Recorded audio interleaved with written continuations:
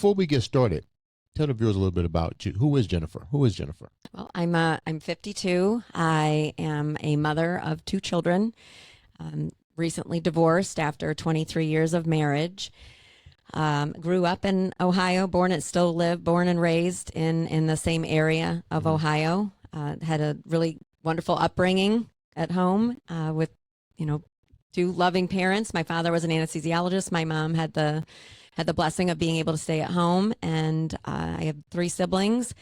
I was the oldest of 4, and we had a really I had a great childhood and a great young adulthood, and they were able to provide for me, put me through college, and I don't have complaints, anything to complain about when it comes to growing up.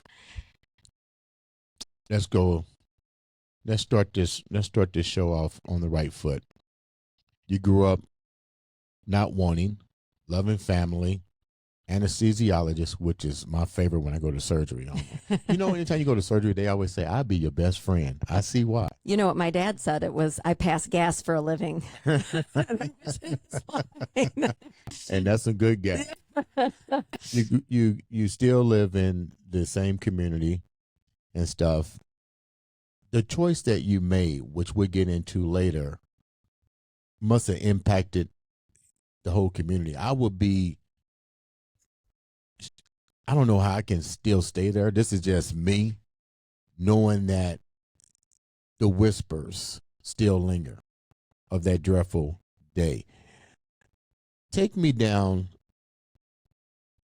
the blueprint of that particular day in question. Like, what was going on in your life?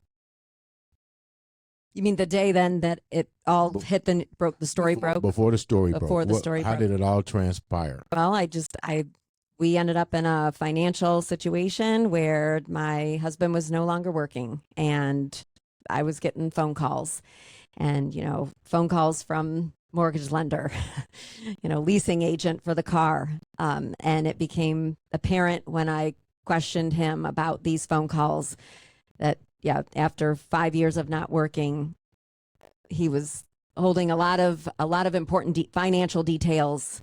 He was keeping a lot of that stuff a secret. And so it exploded, and I panicked. What are we going to do? We need to keep the house. We have only 2 cars for 4 drivers. What are we going to do? So he took a severance package, and within that severance package, there's a limitation on how long that money's going to last. Correct. You were a school teacher in 9th grade. English teacher. Mm-hmm. Been an English teacher for how many years? 28 years. 28 years.